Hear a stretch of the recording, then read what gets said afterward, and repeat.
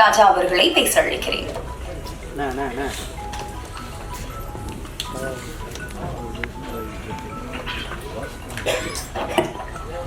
மதிப்புக்கும் மரியாதைக்குரிய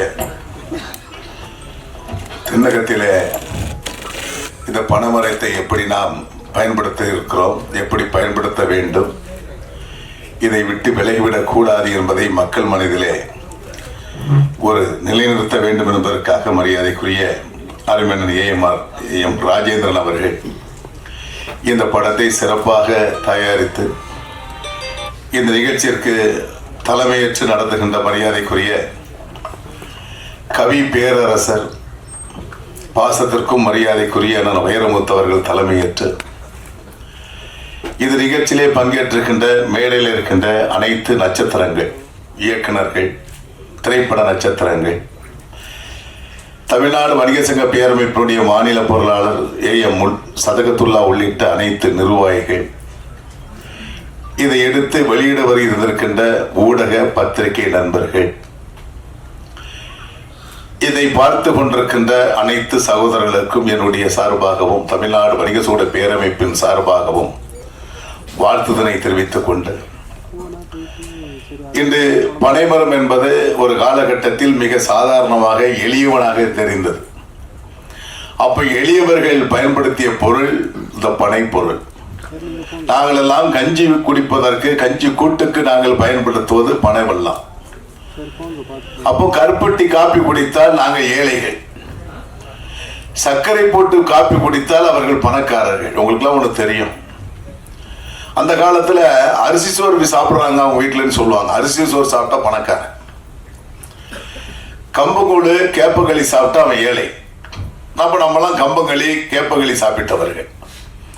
அதே நிலை இன்றைக்கு பாத்தீங்கன்னா கம்பங்களி கேப்பங்களி சாப்பிட்றவங்க எல்லாம் பணக்காரங்க, இன்றைக்கு அரிசி உணவு சாப்பிட்றவங்க எல்லாம் ஏழை எளியவர்களா மாறி இருக்கிறாங்க. இது போன்றுதான் அந்த பனை வெள்ளத்துக்கு ஒரு கலாச்சாரம் உண்டு. இந்த பனை மரம் என்பது நாங்கள் எல்லாம் ஆண்டு அனுபவித்தவர்கள். நாங்கெல்லாம் சிறு வயதில்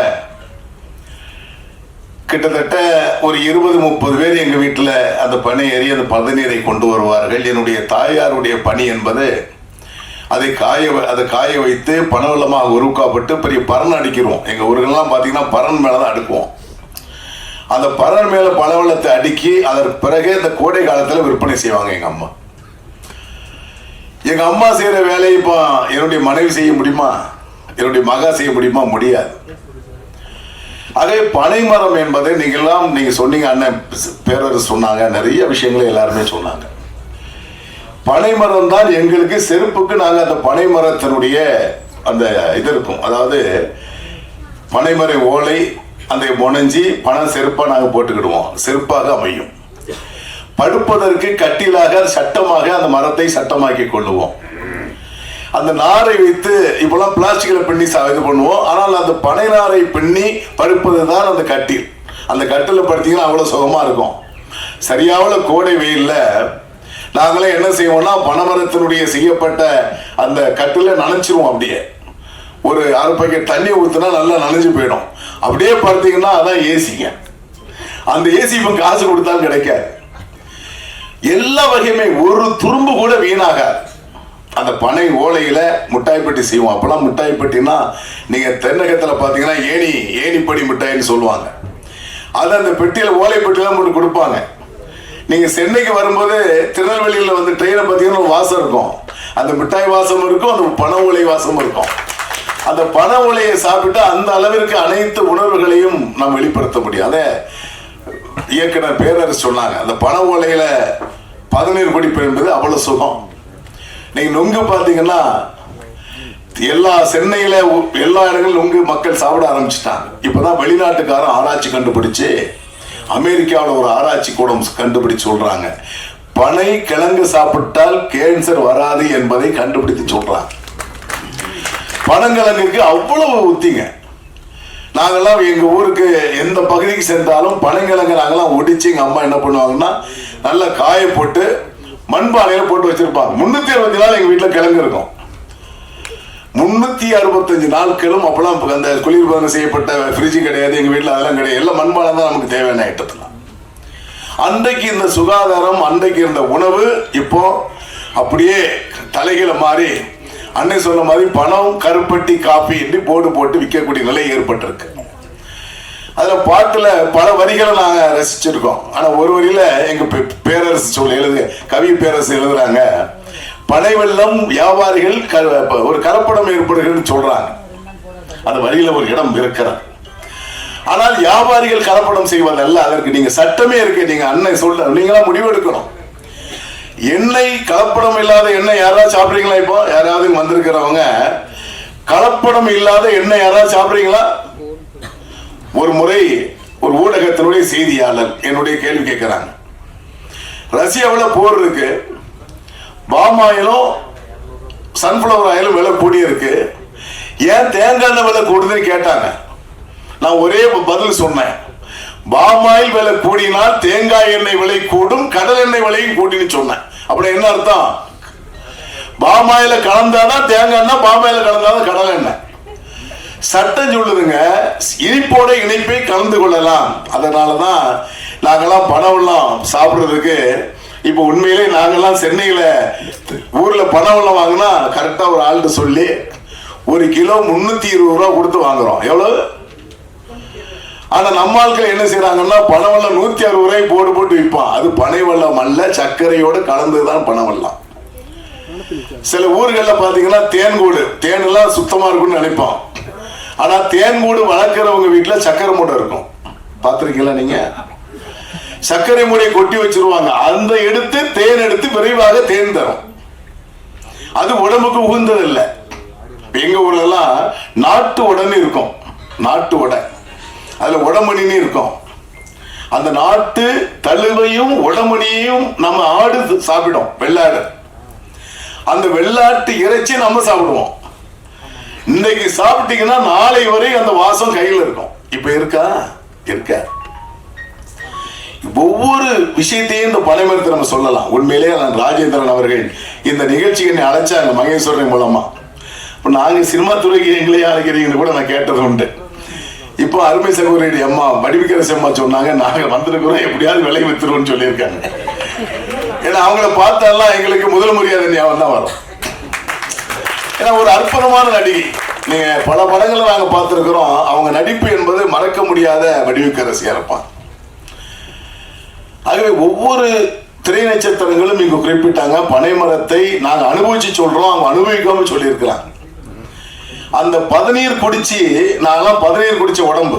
ஏன்னா பதநீர் நாங்க ஏன் குடிச்சோம்னா பசி அடக்குவதற்காக குடிச்சோம். நாங்க 3 வேளையும் பயணி குடிச்சிருப்போம், 3 வேளையும் சாப்பிட மாட்டோம், பயணி குடிச்சிருப்போம். ஆனா அதன் பிறகுதான் தெரியுது 120 கிலோ உப்பு முடைய நான் தோல்ல சுமந்திருக்கேன். 120 கிலோ உப்பு மூடை, அன்றைக்கு வெயிட் ஒரு மூடைன்னு சொன்னா 120 கிலோ, அதை தோல்ல சுமந்திருக்கோம். அதுக்கு பலம் கொடுத்தது யாரு? பதநீர். நல்லா புரிஞ்சுக்கிடுங்க, பதநீர் தான் என்னுடைய உடம்புக்கும் எலும்புக்கும் தசைக்கும் வலு கொடுத்திருக்கிறார். இன்னைக்கு பிள்ளைகள்லாம் 25 கிலோ மூடம்பாங்க. என்னடா ஒரு மூடையே 25 கிலோ தான், அவனுக்கு தூக்க சக்தி இல்லை. அந்த அளவிற்கு இன்று பார்த்தீங்கன்னா தமிழகம் முழுவதும் வேலை வாய்ப்பு இல்லைன்னு சொல்லுவாங்க. ஆனா வேலை வாய்ப்பு நிறைய இருக்கிறது. ஒரு கட்டத்தில் என்னை கூட விக்ரமராஜா இதை கேட்க மாட்டாரா, வட இந்தியர்களுக்கு வேலை தருகிறார்களே என்று சொல்லதான் குற்றச்சாட்டு சொன்னார்கள். நான் இப்பவும் சொல்றேன், எல்லாரும் அமர்ந்திருக்கிறீங்க. இந்த மண்ணில் பிறந்த மைந்தர்களுக்கு வேலை தருவதற்கு நாங்கள் தயாராக இருக்கிறோம். உண்மையெல்லாம் கடைகள்ல வேலைக்கு ஆள் வேண்டாம் என்ற போர்டுதான் பார்த்திருப்பீங்க. இன்றைக்கு வேலைக்கு ஆள் வேண்டும் என்று போர்டு இருக்கிறது. சாதாரணமா படிப்பே தேவையில்லைங்க. மினிமம் 15,000 ரூபாய் சம்பளம், 3 வேளை சாப்பாடு, தங்கு இடம் கொடுக்கிறோம். ஸ்கேல் 25,000 ரூபாய் ஸ்கேல் வரும் ஒரு ஆளுக்கு. அது தானே 20,000 ரூபாய், 25,000 ரூபாய், 30,000 ரூபாய், 40,000 ரூபாய், 1,00,000 ரூபாய்க்கு சம்பளம் கொடுத்துக்கிட்டு இருக்கோம். ஆனா இது வேலை செய்யறதுக்கு நம்ம ஆட்கள் எங்க இல்ல, உடம்பில் வலு இல்லை. ஆகவேதான் வெளி மாநிலத்தவரை நாம் இறக்க வேண்டிய நிலை இருக்கிறது. இதை புரிந்து கொள்ளுங்க. ஏன் சொல்றேன்னா சத்தான பானம் பனை வெல்லம். பதநீர் பனை மரத்தை அரசு தேசிய மரமாக அறிவித்திருக்கிறது. இந்த பனைமரத்தை பாதுகாக்கணும், பனைமரை நம்மை பாதுகாக்கும். இது உணவு விஷயத்துல பாதுகாக்கும் ஒண்ணு. இன்னொன்னு என்ன பாதுகாக்குதுன்னா, நம்ம ஊர்கள்லாம் வயல்வெளி கரையோரமான வாய்க்கால் கரையோரமாக, குளத்து ஏரி கரை ஓரமாக பனைமரத்தை நட்டிடுவாங்க. அந்த பனைமரம் வேறு பார்த்தீங்கன்னா எல்லா பக்கம் பிடிச்சுக்கிடும். ஸ்ட்ராங்கா இருக்கும், உடப்பு ஏற்படாது. எவ்வளவு தண்ணி ஏறினாலும் எந்த வகையில அந்த கரை உடையாது. இதற்கு பாதுகாப்பு தருவது பனைமரம். ஆகவேதான் இந்த பனைமரத்தை நாம் பாதுகாக்க வேண்டும் என்பதற்காக இந்த படத்தையே பனை என்ற பெயரிலே இவங்க தயாரிச்சிருக்கிறாங்க. மரியாதைக்குரிய அண்ணன் ராஜேந்திரன் அவரோடு இணைந்து பிரபு அவர்களும் இவங்க தயாரிச்சிருக்கிறாங்க. உண்மையிலே பாராட்டுக்குரிய விஷயம். ஆனா இந்த படத்தை வெற்றி படமாக்கப்பட வேண்டும். நான் கூட கேட்டேன், ஜெயித்திரலாமான்னு கேட்டேன். ஜெயித்திரலாம் அப்படி நம்பிக்கை இருக்கு. நம்பிக்கை தான் வாழ்க்கை.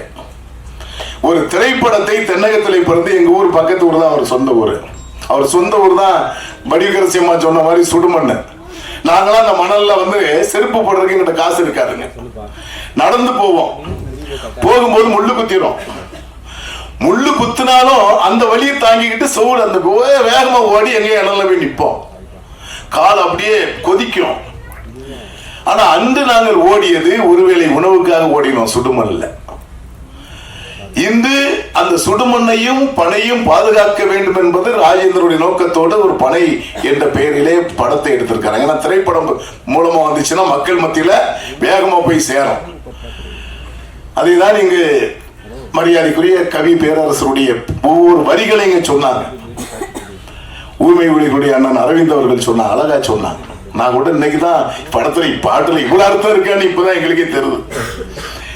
ஒவ்வொரு பாட்டையும் ரசிச்சு கேட்கும் போதும் இவங்க அர்த்தங்களை புரிஞ்சுக்கிட்ட போதும் நமக்கு புரிகிறது. இது போன்றுதான் பனைமரத்தை நீங்கள் எல்லோரும் பாதுகாக்கப்பட வேண்டும். அந்த பனைமரத்தில் துரும்பில் இருந்து ஒரு பொருள் கூட வீணாகுவது இல்லை. அனைத்து பொருளுமே பயனுள்ளது பனைமரம். நாங்கெல்லாம் சொல்லுவோம், எங்க அப்பா சொல்லுவாங்க சின்ன வயசுல, அந்த பனை மரத்தினுடைய வரக்கூடிய பதநீர் என்பது பத்திரகாளி அம்மனுடைய பால் என்று சொல்லுவார்கள். ஆமா, பத்திரகாளி அம்மனுடைய பால் அது என்று சொல்லுவார்கள். இப்படிதான் எங்க குடும்பத்திலெல்லாம் அந்த பதநீர்களை நாங்க அப்படி வணங்கி நாங்கெல்லாம் சாப்பிட்டு உடம்பு வளர்த்திருக்கிறோம். ஆனால் இந்த பனை வெள்ளத்தை கலப்படம் இல்லாம வாங்க வேண்டும் என்று சொன்னா நாங்க தேடி அலைஞ்சுக்கிட்டு இருக்கோம். எங்க ஊர்ல உண்மை நிலைமைதான்.